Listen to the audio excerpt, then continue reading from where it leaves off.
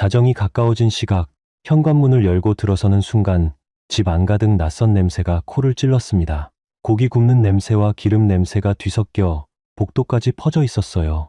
불을 꺼야 하는데 거실에는 환한 불빛이 새어나오고 있었습니다. 어서 와, 수고했어. 남편이 소파에 앉아 맥주캔을 들고 저를 맞이했습니다. 그리고 그 옆에는 시어머니, 시아버지, 시누이가 나란히 앉아 TV를 보고 있었어요. 식탁 위에는 먹다 남긴 음식 그릇이 가득했습니다. 제가 어제 장을 봐둔 삼겹살이 다 사라져 있었어요. 어머니, 오셨어요. 말씀 없이 오셨네요. 시어머니가 리모컨을 돌리며 말씀하셨습니다. 내 아들 집에 오는데 무슨 말이 필요해? 며느리 집에 눈치 봐야 해? 저는 그 말에 아무 대답도 하지 못했습니다. 오늘 오전 10시부터 밤 12시까지 14시간을 꼬박 서서 클라이언트 프레젠테이션을 진행했어요. 40억짜리 복합 문화 공간 설계안이었습니다. 발이 부어 있었고 어깨가 끊어질 것 같았어요. 집에 오면 따뜻한 물 한 잔이라도 마시고 싶었습니다. 그런데 제 집 냉장고는 텅 비어 있었고 제 소파에는 아무도 오라 하지 않은 사람들이 앉아 있었습니다. 안녕하세요, 아가씨. 시누이가 핸드폰을 보면서 대답했어요. 언니, 오늘 발표 있었죠? 잘 됐어요? 그 말이 관심인지 형식인지 알 수 없었습니다. 저는 그냥 욕실로 향했어요. 거울 속 제 얼굴을 보며 잠깐 눈을 감았습니다. 괜찮아. 오늘 하루 잘 버텼잖아. 그 말을 스스로에게 되뇌는데 눈물이 날 것 같았습니다. 37의 저는 그렇게 제 집 화장실에서 혼자 숨을 고르고 있었어요. 저는 차민지라고 합니다. 서울 용산구에 있는 중견 건축 설계 사무소에서 팀장으로 일하고 있습니다. 올해로 일한 지 12년째이고 작년에는 처음으로 제 이름이 들어간 설계 프로젝트가 건축상 후보에 오르기도 했어요. 어릴 때부터 건물을 좋아했습니다. 도면을 그릴 때 가장 제 자신이 된다는 느낌이 들었거든요. 결혼은 31살에 했습니다. 남편은 인테리어 가구 업체를 운영하고 있었어요. 처음 만났을 때는 일에 열정이 넘쳤고 성실해 보였습니다. 저와 같은 공간 감각을 가진 사람이라고 생각했어요. 그런데 결혼 이후 남편 회사는 조금씩 기울기 시작했습니다. 코로나 이후 인테리어 시장이 어려워지면서 수주가 줄었고 가게 임대료와 직원 월급이 밀리기 시작했어요. 남편은 처음에는 솔직하게 말해줬습니다. 나 요즘 좀 어려워. 그래서 저는 도왔어요. 가족이니까요. 몇 달치 임대료를 대신 내줬고 신규 거래처를 연결해주기도 했습니다. 제 설계 사무소와 연계된 건설사를 소개해준 적도 있었어요. 하지만 그 도움이 어느 순간부터 당연한 것이 되어버렸습니다. 그리고 저는 그 사실을 너무 늦게 알아차렸어요. 결혼 초에는 시댁 식구들과 잘 지낼 수 있을 거라고 믿었습니다. 시어머니는 활달한 분이었고 시아버지는 조용한 편이었어요. 시누이는 당시 대학원을 다니고 있었습니다. 저는 한 달에 한두 번 시댁에 가서 밥을 먹고 명절에는 준비를 도왔어요. 처음에는 그게 자연스러운 일처럼 느껴졌습니다. 문제는 남편 회사가 어려워지면서부터 시작되었어요. 시어머니가 자주 전화를 하기 시작했습니다. 우리 아들 회사가 힘든데 며느리가 좀 도와줘야 하지 않겠어. 처음에는 그 말이 맞다고 생각했어요. 저도 회사를 살리고 싶었으니까요. 그런데 도움이 거듭될수록 요구는 커졌고 감사하다는 말은 점점 사라졌습니다. 어느 날 퇴근길에 은행에서 문자가 왔어요. 대출 실행 안내였습니다. 저는 처음에 잘못 온 문자인 줄 알았어요. 제 명의로 된 대출이 없었거든요. 그런데 금액을 보는 순간 손이 굳어버렸습니다. 7천만 원. 은행에 바로 전화를 걸었습니다. 상담사가 말했어요. 고객님, 어제 오전에 영업점 방문하셔서 직접 서류 제출하셨는데요. 신청하신 금액이 맞습니다. 저는 어제 오전에 영업점에 간 적이 없었습니다. 그 시간에 저는 회사 회의실에서 도면을 검토하고 있었거든요. 가슴이 내려앉았습니다. 하지만 확신할 수 없었어요. 제가 잘못 기억하는 걸 수도 있다고 스스로를 설득했습니다. 집에 들어가서 남편에게 물었어요. 여보, 제 통장으로 뭔가 대출받은 거 있어요? 남편의 표정이 굳었습니다. 잠깐 침묵하더니 말했어요. 나중에 얘기하자. 그 나중이라는 말이 지금도 귓가에 맴돌아요. 그 나중이 얼마나 많은 것을 숨기고 있었는지 그때는 몰랐습니다. 며칠이 지나서야 남편이 털어놓았어요. 회사 직원 퇴직금이 밀려 있어서 제 인감을 빌렸다고요. 곧 갚겠다고 했습니다. 저는 분노보다 허탈함이 먼저였어요. 빌렸다는 표현이 이미 이상했습니다. 저에게 묻지 않고 제 이름으로 돈을 빌리는 것이 어떻게 빌리는 건지 몰라서 한 행동처럼 말하는 게 더 이상했어요. 알겠어요. 갚아야 해요. 저는 그 말만 하고 방으로 들어갔습니다. 이불을 뒤집어 쓰고 천장을 바라봤어요. 뭔가 잘못되고 있다는 느낌이 들었지만 아직 그 느낌에 이름을 붙일 용기가 없었습니다. 회사에서 저를 믿어주는 소장님이 있었어요. 20년 경력의 분이신데 제 설계 감각을 늘 높이 사주셨습니다. 어느 날 오후 회의가 끝나고 소장님이 저에게 조용히 말씀하셨어요. 민지 씨, 요즘 집중력이 예전 같지 않아요. 무슨 일 있어요? 아닙니다. 제가 좀 피곤해서요. 그 말에 소장님이 잠깐 저를 바라보셨습니다. 힘든 게 있으면 말해요. 여기선 든든하게 있을게요. 그 한마디에 눈물이 나올 것 같았어요. 왜 집에서는 이런 말을 한 번도 들어본 적이 없는지 그 질문이 가슴속에서 조용히 자라났습니다. 그즈음 이상한 일이 연달아 벌어지기 시작했어요. 첫 번째는 거래처에서 온 전화였습니다. 소장님이 저를 부르셨어요. 민지 씨, 혹시 남편분 회사에 우리 명함을 건네준 적 있어요? 소개는 했는데요. 왜요? 소장님 표정이 좋지 않았습니다. 거래처에서 연락이 왔는데 차민지 팀장의 보증하에 진행된 프로젝트라는 서류가 있다고 하더라고요. 그런데 그 서류에 민지 씨 직함이랑 소속이 들어가 있어요. 등이 싸늘해졌습니다. 그런 서류를 작성한 적이 없었거든요. 남편이 제 명함을 받아갔던 게 1년 전이었어요. 그 명함 한 장이 어디까지 쓰였는지 생각하고 싶지 않았지만 생각해야만 했습니다. 집에 돌아와 남편에게 물었어요. 여보, 거래처에 제 이름으로 된 보증 서류 만든 적 있어요? 남편이 잠깐 고개를 돌렸습니다. 그냥 신뢰 좀 높이려고 이름만 살짝 썼어. 서명은 아무것도 안 했거든. 저는 말문이 막혔습니다. 이름만 살짝. 그 말이 얼마나 가볍게 들렸는지, 얼마나 많은 것이 그 가벼움 속에 숨겨져 있는지 알 수가 없었어요. 여보, 그건 내 허락 없이 한 거잖아요. 당신도 내 회사가 잘 되길 바라잖아. 나쁜 의도 아니었어. 나쁜 의도가 아니면 괜찮은 건가요? 말을 잘라버리고 싶었지만 그러지 못했습니다. 여전히 가족이라는 이유로, 여전히 남편이라는 이유로 제 입은 닫혀 있었어요. 그것이 얼마나 오랫동안 저를 망가뜨려 왔는지 아직은 보이지 않았습니다. 그달 시어머니가 집에 오셨을 때 또 다른 요구가 있었어요. 민지야, 시아버지 지인이 요식업 창업을 하려는데 네가 설계 쪽으로 좀 도와주면 안 되겠어. 공짜로. 가족이잖아. 저는 잠깐 멈칫했습니다.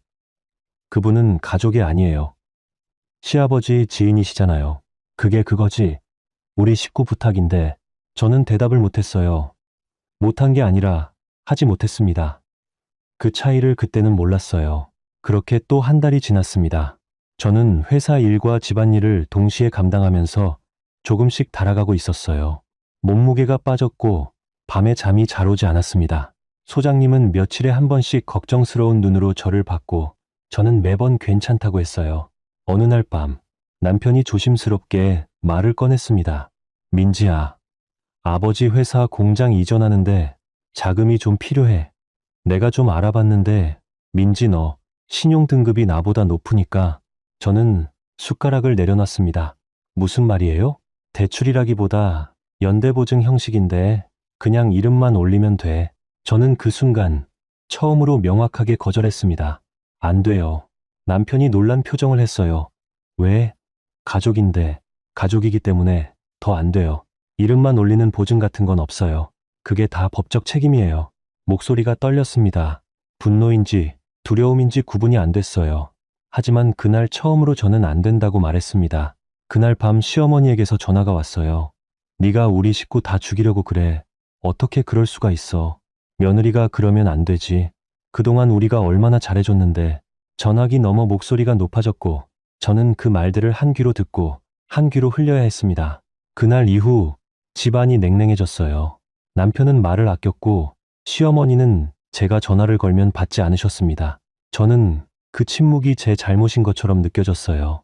그래서 다시 먼저 손을 내밀었습니다. 어머니, 제가 무례했다면 죄송해요. 그렇게 먼저 사과하는 자신이 이상하다고는 느꼈지만 분위기가 나빠지는 것이 더 싫었습니다. 하지만 그 사과가 다시 저를 원래 자리로 돌려놨어요. 요구도 함께 돌아왔습니다. 그 무렵 회사 후배 이지수가 조용히 제게 물었어요. 팀장님 이름으로 외부에 뭔가 나가는 거 알고 계세요? 저는 무슨 뜻이냐고 물었습니다. 건자재 공급 업체 쪽에서 들었는데요. 차민지 팀장님이 추천하신 업체라고 소개되는 곳이 있다고 하더라고요. 팀장님이 직접 쓰신 글은 아닌데 이름이 들어가 있대요. 그 말에 모든 것이 연결됐습니다. 남편이 제 명함으로, 제 이름으로, 제 직함으로 무언가를 계속하고 있었던 거예요. 하나하나는 작아 보였지만 다 이어붙이면 거대한 무언가가 됐습니다. 저는 그날 저녁 오랜 친구에게 전화를 걸었어요. 대학 동기인 정연이었습니다. 법무법인에서 일하고 있었어요. 현아, 나 좀 물어봐도 돼? 당연하지. 무슨 일이야? 나 동의 없이 내 이름으로 대출이 났고, 내 이름이 거래처 서류에 들어가 있고, 외부에 내 직함이 사용됐어. 이게 어떤 문제야? 전화기 넘어 잠깐 침묵이 흘렀어요. 그러다 현이가 말했습니다. 민지야, 그건 단순한 문제가 아니야. 당장 자료 모아야 해. 그리고 나한테 다 보내. 그렇게 저는 처음으로 제 문제를 제3자에게 꺼냈습니다. 그 순간이 무언가의 끝이자 다른 무언가의 시작이었어요. 며칠 뒤 현이가 정리한 내용을 보내왔습니다. 민지야, 내가 확인해보니까 4명의 대출이 이번 것만이 아니야. 남편 회사 사업자 통장과 연결된 계좌에 4명의 서류가 2군데 더 들어가 있어. 금액 합치면 2억이 넘어. 손이 떨렸습니다. 숨이 잘 쉬어지지 않았어요. 2억. 제가 모르는 사이에 제 이름으로 2억이 빠져나가 있었습니다. 어떻게 된 거야? 이게 남편이 네 인감이랑 신분증 사본을 이용한 것 같아. 서류상 본인 동의 없이 진행된 거면 명예 도용이야. 민지야, 이건 심각해. 저는 전화를 끊고 한참을 그대로 앉아 있었습니다. 분노보다 먼저 온 건 허탈함이었어요. 저를 아끼는 척하면서 저의 이름을 담보로 쓰고 있었다니. 제가 벌어온 신용이, 제가 12년 동안 쌓아온 이름이 그렇게 쓰이고 있었다는 게 믿기지 않았습니다. 그날 밤 남편에게 말했어요. 여보, 나 대출 2억 있는 거 알고 있어요. 남편의 얼굴이 굳었습니다. 그게 나도 갚으려고 했어. 회사 상황이 좀 풀리면 제 허락도 없이. 어차피 가족인데 어떻게 빌린 거랑 달라. 저는 처음으로 목소리를 높였습니다. 남편이요, 그건 달라요. 가족이라서 더 물어봤어야 해요. 가족이라서 더 제 이름을 함부로 쓰면 안 됐어요. 남편이 말을 잃었습니다. 저는 그날 처음으로 제 이름의 무게를 말했어요. 제가 12년 동안 쌓아온 게 뭔지를요. 하지만 그 말이 남편에게 닿았는지는 알 수 없었습니다. 다음날 소장님께 상황을 조용히 말씀드렸어요. 소장님의 표정이 굳어졌습니다. 민지 씨, 이건 개인 문제를 넘어서 우리 사무소 신뢰도에도 영향을 미칠 수 있어요. 내가 같이 확인해 볼게요. 소장님이 직접 거래처에 연락해 확인하셨습니다. 실제로 제 이름이 들어간 추천서, 형식의 서류가 2곳에서 확인됐어요. 내용은 제가 작성한 적도 없고 내용 자체도 제 문체가 아니었습니다. 소장님이 말씀하셨어요. 민지 씨, 법적으로 대응해야 할 것 같아요. 우리 사무소 법무팀 연결해 줄게요. 감사합니다, 소장님. 그 한마디에 눈물이 차올랐지만 참았습니다. 직장에서는 이렇게 지지해주는 사람이 있는데 집에 가면 왜 그렇게 혼자인지 모르겠었어요. 그날 저녁 집에 돌아가지 않고 근처 호텔을 잡았습니다. 처음으로 혼자 방에 앉아 생각을 정리했어요. 지난 6년을 들여다봤습니다. 남편, 회사 임대료 8달치, 직원 퇴직금 보조, 명절마다 시댁 용돈, 각종 경조사비, 제 명의 대출 2억, 제 이름으로 된 거래처 서류, 숫자를 하나씩 더해가면서 손이 떨렸습니다. 제가 이 결혼에 쏟아부은 것들이 거기 있었어요. 그런데 그 숫자 어디에도 제 이름은 제대로 불린 적이 없었습니다. 저는 노트북을 열고 계좌 이체 내역을 전부 출력했어요. 현이에게 연락했습니다. 다 정리했어. 나 법적으로 어떻게 해야 해? 현이가 말했습니다. 일단 명예도용권은 형사고소 가능해. 그리고 이혼 소송에서도 이건 중요한 증거가 돼. 민지야, 너 진심이야? 응, 더 이상 못하겠어. 현이가 한참 침묵하다가 말했어요. 알겠어, 내가 도와줄게. 다음날 아침 남편에게 문자를 보냈습니다. 변호사 통해서 연락주세요. 저 당분간 따로 있을게요. 답장은 바로 왔어요. 무슨 소리야? 집으로 와. 저는 답장을 보내지 않았습니다. 처음으로 답장을 보내지 않았어요. 그날 오후 시어머니에게서 전화가 왔습니다. 민지야, 네가 지금 무슨 짓이야? 남편한테 변호사 통해 연락하라고 했어? 며느리가 그러는 거야? 어머니, 제 이름으로 된 대출 2억 있는 거 아세요? 그게 어디 대단한 돈이라고. 가족끼리 융통한 거지. 저는 가슴 깊이 숨을 들이쉬었습니다. 어머니, 융통이라는 건 본인 동의가 있을 때 하는 거예요. 시어머니가 소리를 높이셨어요. 지금 내 아들 범죄자 만들려고 그래? 우리 집안 망신시키려고? 저는 조용히 말했습니다. 어머니, 저는 지금 제 이름을 지키려는 거예요. 전화를 끊었습니다. 손이 떨렸지만 후회는 없었어요. 며칠 뒤 현이와 함께 자료를 정리했습니다. 명예도용대출 관련 서류, 거래처에 제출된 서류 원본, 제 실제 근무 기록과의 시간대 비교, 제 이름이 사용된 외부 문서들, 하나하나 쌓아가면서 그게 얼마나 오랫동안, 얼마나 조직적으로 이루어진 일인지 보였습니다. 현이가 말했어요. 민지야, 이건 법원에 가면 충분히 인정받을 수 있어. 그리고 네가 지금까지 회사 생활비처럼 쏟아부은 것도 재산 분할에서 반영될 수 있어. 증거가 있으니까. 저는 고개를 끄덕였습니다. 그제야 6년 동안 쌓아온 숫자들이 단순히 없어진 돈이 아니라 제가 지금 서 있는 자리의 증거라는 걸 알았어요. 이혼 소장을 접수한 날 남편에게서 수십 번의 전화가 왔습니다. 받지 않았어요.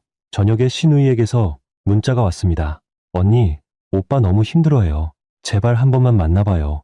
저는 한참을 그 문자를 바라봤습니다. 그 말이 진심인지 형식인지 저는 더 이상 구별하려 하지 않았어요. 변호사 통해 연락해 주세요. 그렇게 답장을 보냈습니다. 그 다음 날 남편이 제가 다니는 회사 앞에 나타났어요. 로비에서 제 이름을 부르는 소리가 들렸습니다. 저는 내려가야 했어요. 이러면 안 돼요. 여보, 당신도 알잖아요. 민지야, 제발. 내가 잘못했어. 다시 시작할 수 있어. 저는 그를 바라봤습니다. 6년의 시간이 거기 있었어요. 좋았던 순간도 있었어요. 하지만 그 좋았던 기억보다 쌓인 것들이 더 많았습니다. 여보, 저는 당신이 미워서 이러는 게 아니에요. 저를 지켜야 해서 이러는 거예요. 남편이 말을 잃었습니다. 저는 돌아서서 엘리베이터를 눌렀어요. 문이 닫혔습니다. 사무실로 돌아오는 길에 소장님이 저를 불러 앉혔어요. 민지 씨, 이제 회사 쪽 거는 법무팀이 다 처리할 거예요. 민지 씨는 그냥 일에 집중해요. 지금 당신이 맡고 있는 프로젝트가 제일 중요해요.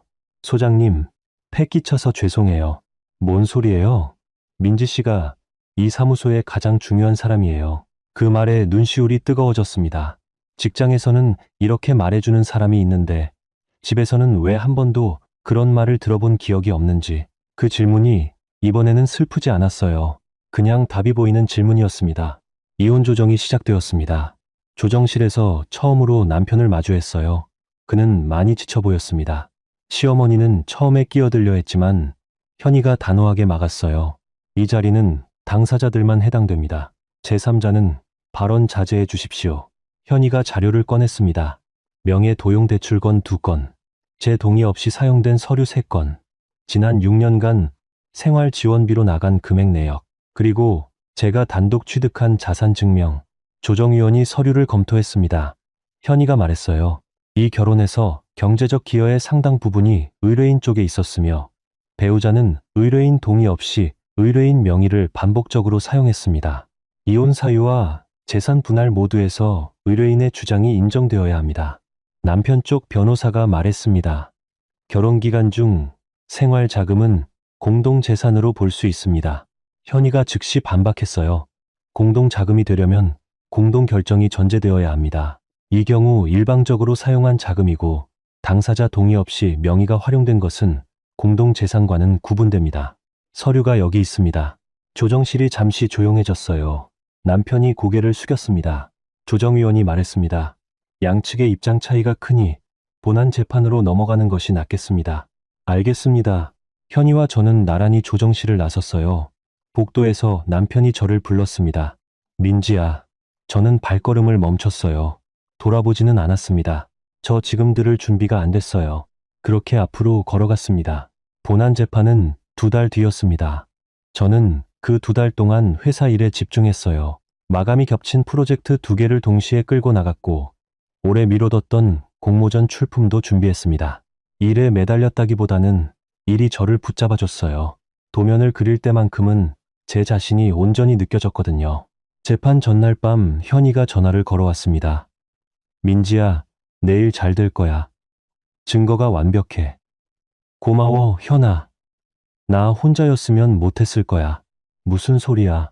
네가 강해서 여기까지 온 거지. 저는 그 말을 오래 붙잡고 있었습니다. 재판장에 들어섰습니다. 재판장 분위기는 무거웠어요.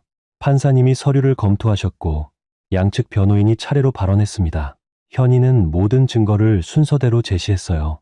명예 도용 내역, 외부 서류 무단 사용, 생활 지원 기록, 단독 취득 자산 증명, 하나하나 명확했습니다. 남편 측 변호인이 반박했지만 증거 앞에서 길이 없었어요. 판사님이 물으셨습니다. 원고, 직접 진술하시겠습니까? 저는 자리에서 일어났습니다. 숨을 한번 고르고 말했어요. 저는 이 결혼에서 가족을 지키려고 했습니다. 남편 회사가 어려울 때 함께 버텼고 시댁 식구들에게 필요한 것을 챙겼어요. 가족이니까 그게 맞는 일이라고 생각했습니다. 그런데 저도 모르는 사이에 제 이름이 담보로 쓰이고 있었어요. 제 이름은 제가 12년 동안 쌓아온 거예요. 그걸 제가 지켜야 한다는 걸 이제야 알았습니다. 법정이 조용했습니다. 판결은 일주일 뒤였어요. 그 일주일 동안 저는 아무것도 기다리지 않으려 했습니다. 그냥 하루하루 살았어요. 아침에 일어나 회사에 가고 도면을 그리고 저녁에 혼자 밥을 먹었습니다. 그 일상이 전처럼 무겁지 않았어요. 오히려 조용하고 가벼웠습니다. 판결이 선고된 날 현이가 먼저 연락을 했어요. 민지야, 이겼어. 저는 한참 그 말을 듣고 있었습니다. 이혼을 허가한다. 재산 분할은 원고 단독 취득 자산을 인정하며 명예 도용으로 인한 손해는 피고가 배상한다. 위자료 4천만 원을 피고가 지급할 것을 명한다. 법원을 나서면서 저는 하늘을 올려다봤어요. 가을이었습니다. 하늘이 높고 맑았어요. 그 하늘이 이렇게 넓었는지 그동안 왜 못 봤는지 모르겠었습니다. 몇 달이 지났어요. 저는 마포구에 작은 집을 샀습니다. 넓지 않았지만 제 도면으로 인테리어를 직접 구성했어요. 창이 크고 햇볕이 잘 들고 책상 하나가 딱 맞게 들어가는 구조였습니다. 계약서에 제 이름 하나만 적혀 있는 집이었어요. 입주하는 날 현이가 집들이 선물을 들고 왔습니다. 민지야, 진짜 예쁘다. 완전 너 같은 집이다. 저는 웃었어요. 처음에는 좀 낯설었어요. 이 넓이가, 이 조용함이. 현이가 말했습니다. 근데 이제 후회 없어? 없어. 진짜로. 진심이야? 응. 오히려 더 일찍 못한 게 아쉬워. 현이가 웃으며 와인잔을 들었어요. 우리는 함께 건배했습니다. 창밖으로 마포 한강 빛이 반짝이고 있었어요. 나중에 들은 얘기로는 남편 회사는 결국 문을 닫았다고 해요. 위자료도 일시불이 아니라 분할로 낼 수밖에 없었다고 했습니다. 시어머니는 시누이와 함께 지방으로 내려갔다는 소식이 들렸어요. 저는 그 소식을 듣고 별다른 감정이 들지 않았습니다. 슬프지도 시원하지도 않았어요. 그냥 그것이 각자의 결과라고 생각했습니다. 그해 겨울, 제가 출품한 공모전에서 수상했습니다. 50팀이 넘는 참가작 중에서 최우수상이었어요. 소장님이 사무소 전체 앞에서 제 이름을 불렀습니다. 차민지 팀장님, 수고하셨어요. 박수 소리가 회의실을 채웠을 때 그제야 눈물이 났어요. 슬퍼서가 아니라 이 자리가 내 자리가 맞다는 것을 느껴서였습니다. 시상식이 끝나고 집에 돌아왔어요. 부엌에서 제가 좋아하는 파스타를 만들었습니다. 면을 삶는 동안 창밖 야경을 바라봤어요. 한강이 보이는 밤이었습니다. 조용하고 따뜻했어요. 식탁에 혼자 앉아 밥을 먹었습니다. 외롭지 않았어요.